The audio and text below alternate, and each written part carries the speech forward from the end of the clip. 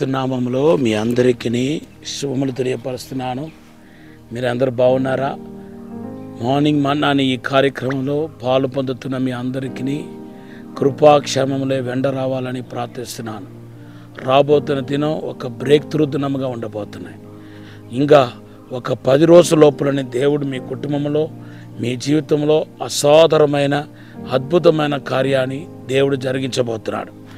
యేసుక్రీస్తు వారు పునరుద్ధానం పొందిన తర్వాత అనేక సూచక్రియలు కార్యాలు జరిగించాడు. దగ్గర 500 మందికి ఆయన ప్రత్యక్షమైనట్టుగా పరిశుద్ధ గ్రంథంలో చూస్తున్నాం. 500 మందికి పైపడిగా ఆయన ప్రత్యక్షమాగా ఎన్నో వందల మంది దీవించబడ్డారు.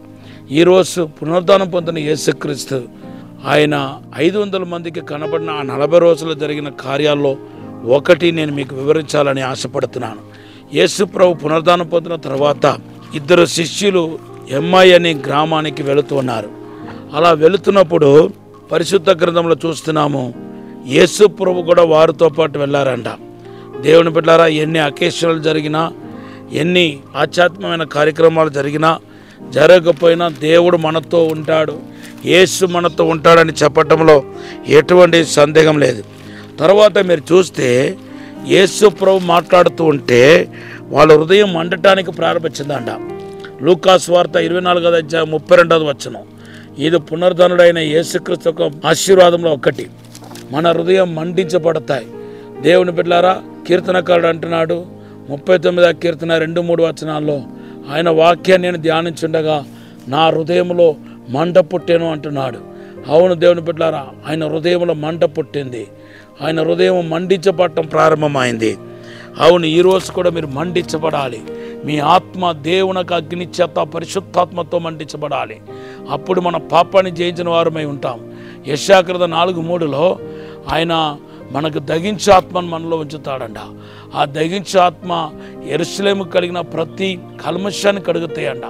మన జీవితంలో కనపడుతున్న లోపాలను, పాపాలను కడిగి శుద్ధీకరించే మహా గొప్ప శక్తి ఏదంటే పరిశుద్ధాత్మ యొక్క అగ్ని. ఈరోజు ఆ అగ్నియే మనలో వెయ్యాలని ప్రభు పరిశుద్ధాత్మ దేవుడు ఆ యేసు ప్రభు వారు కోరుకుంటున్నాడు. లూకా సువార్త 12వ అధ్యాయం 49వ వచనంలో, మరి నేను భూమి మీద అగ్ని వేయటానికి వచ్చాను, ఇదివరకే రగులుకోవాలని కోరుతున్నాను అంటున్నాడు. ఈరోజు నా వాక్యం ఉంటున్న మీ జీవితంలో దేవునొక ఆశీర్వాదకరమైన మండించబడటం అనేది ప్రారంభం కాబోతుంది. రెండవదిగా మనం చూస్తే శిష్యుల యొక్క ఆత్మీయ నేత్రాలు తెరవబడిందంట. 3.5 సంవత్సరాలు ఒక ఆత్మీయ నేత్రాలు తెరవబడలేంటే కదా. యేసుతో ఉన్నారు కానీ, యేసుతో ప్రార్థించారు కానీ, యేసుతో భజన చేశారు కానీ, యేసు యొక్క పరిచర్యలో పాలు పొందారు కానీ వాళ్ళ ఆత్మీయ నేత్రం మాత్రం తెరవబడలేదు.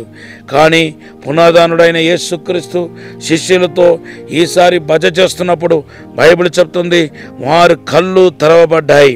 లూకా సువార్త 24వ అధ్యాయం 45వ వచనం. ఆత్మీయ నేత్రాలు తెరవబడుతున్న అనుభవంలోనికి వాళ్ళు నడిపించబడుతున్నారు. ఈరోజు కూడా మీ ఆత్మీయ నేత్రాలు తెరవబడాలి. అప్పుడే దేవుడు మీ కొరకు సిద్ధపరచబడిన ఆశీర్వాదాలను మీరు సంపూర్ణంగా అనుభవించగలుగుతారు. ఎఫెసీ సంఘానికి పరిశుద్ధ పౌలు చేసే ప్రార్థన ఏంటంటే, ఎఫెసీ పత్రిక 1వ అధ్యాయం 19వ వచనంలో మీ ఆత్మీయ నేత్రాలు తెరవబడాలని ప్రార్థిస్తున్నాడు. ఈరోజు అనేక మందికి మనోనేత్రాలు ముయ్యబడి ఉంది. ఎందుకంటే యుగ సంబంధమైన దేవత మన మనోనేత్రాన్ని గుడితనం చేసినట్టుగా 2 కొరింథీ పత్రిక 4:4లో చూస్తున్నాం. ఈరోజు మీ కళ్ళు గుడితనంగా ఉన్నా ఈరోజు ఆ కళ్ళు తెరవబడబోతున్నాయి. దేవునికి ఆశీర్వాదం, అభిషేకం నీ మీదకు రాబోతున్నాయి. మూడవదిగా మనం చూస్తే లూకా సువార్త 24వ అధ్యాయం 49వ వచనంలో ఆయన ఒక వాగ్దానం చేస్తున్నాడు. అవును దేవుని బిడ్డలారా, పునరుద్ధానుడు మనకి ఇచ్చే ఆశీర్వాదం ఏంటంటే ఆయన వాగ్దానాలు అవునంటే అవును, కాదంటే కాదు. అవును, ఆయన ఏం పలుకుతుంది మన జీవితంలో 100% నెరవేర్చబడే తీరుతాయి. ఈరోజు మీకు వాగ్దానాలు ఉన్నాయా? మీకు ప్రవచనాలు ఉన్నాయా? దేవుడు మీకు వాగ్దానం ఇచ్చాడా? ఆ వాగ్దానం ఇప్పటికే అనేక మంది జీవితంలో నెరవేర్చబడ ఉండవచ్చు, మరికొందరి జీవితంలో నెరవేర్చబడబోతుంది. ఇంకా వాగ్దానం నెరవేర్చబడలేదనో లేకపోతే ప్రవచనాలు నెరవేర్చబడలేనో మీరు బాధపడవద్దు, దిగులు పడవద్దు. దేవుడు అతి త్వరలో తన వాగ్దానాన్ని ప్రవచనాన్ని మీ జీవితంలో నెరవేర్చబోతున్నాడు. మీ ప్రవచన నెరవేర్చడానికి కోసమే పరిశుద్ధాత్మ దేవుడు ప్రత్యేకంగా మీ జీవితంలో క్రియ చేస్తున్నాడు. ఆయన ఆత్మశక్తి మిమ్మల్ని తాకుతున్నాయి, ఆయన అభిషేకం మిమ్మల్ని తాకుతున్నాయి. ఈరోజు దేవుని యొక్క వాగ్దానాలు స్పష్టముగా వస్తున్నాయి. ఆ వాగ్దాన ప్రకారం మీరు మీ కుటుంబము దీవించబడబోతున్నారు. ఇప్పటికే దేవుడు చేసిన వాగ్దానాలు ఏవైతే ఉన్నాయో అవి కూడా మీ జీవితంలో నెరవేర్చబడబోతుంది. 4వదిగా మనం చూస్తే లూకా సువార్త 24:42 చదివితే వారికి దేవుడు మరి చేపలను అలాగే తేనెను ఇచ్చినట్టుగా మన పరిశుద్ధ గ్రంథంలో చూస్తున్నాం. లూకా సువార్త 24:42. దేవుని బిడ్డలారా, భుజించడం అనేది అంగీకరించడానికి సాదృశ్యంగా ఉంది. వాళ్ళు అప్పటికే పేదరు మొదలుకొని శిష్యులు అందరూ పొరపాటు చేస్తారు, అయినా వారిని అంగీకరించారనే దానికి గుర్తుగా దేవుని బిడ్డలారా దేవుడు ఏం చేస్తున్నాడంటే వాళ్ళకి ఆహారం పెట్టడం మనం చూస్తున్నాం. అంటే ఎవరి విషయంలో మనం మనస్సు అంగీకరించకపోతే వారు ఒకవేళ భోజనానికి వచ్చినా మనం మొగచాటి వేస్తాం. అదే సమయంలో మీకు ఇష్టమైన వాళ్ళు ఉంటే ఎంతో మంచిగా విందు చేస్తారు.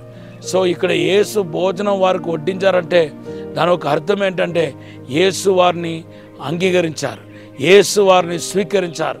ఈరోజు ఈ వాక్యం ఉంటున్న మీ జీవితంలో దేవునికి అసాధారణమైన అద్భుతమైన కార్యం జరగబోతుంది. లాస్ట్గా బైబిల్ చెప్తుంది లూకా సువార్త 24:50 శిష్యులను ఆశీర్వదించి పరలోకానికి ఆరోహణమై వెళ్ళాడంట. మరలా ఆయన తిరిగి వస్తాడని అపోస్తలుల కార్యం 1:9 రాయబడి ఉంది. 5వదిగా దేవునికి ఆశీర్వాదం మీ జీవితంలో కనపడుతున్నాయి. దేవుడు మిమ్మల్ని నిండుగా దేవుడు ఆశీర్వదించబోతున్నాడు. మీకు ఏది తక్కువ కాదు, మీకు మేలు చేసి దీవించి మిమ్మల్ని వర్ధిల్ల చేయబోతున్నాడు. ఈ సమయంలో చిన్న ప్రార్థన చేస్తాం. పరిశుద్ధము నమ్మకమైన పరలోక తండ్రి, నీకు వందనాలు స్తోత్రాలు ప్రభా. ప్రియ బిడ్డలైన వారందరిని ఆశీర్వదించండి ప్రభా. అయ్యా, పునర్ధానపు ఆశీర్వాదాన్ని నిండుగా మెండుగా దయచేయమని అడుగుతున్నాను. సాతాను వాడి క్రియలను యేసునామములో లయపరచమని అడుగుతున్నాను. ఆత్మీయ నేత్రాలు తరచి దీవించి బలపరచమని యేసునామములో అడిగి వేడుకుంటున్నాము తండ్రి. Amen, amen. Have a blessed day. ఈరోజు దేవుడు ఇచ్చిన వాగ్దానం యెషయా గ్రంథం 44:3. God bless you.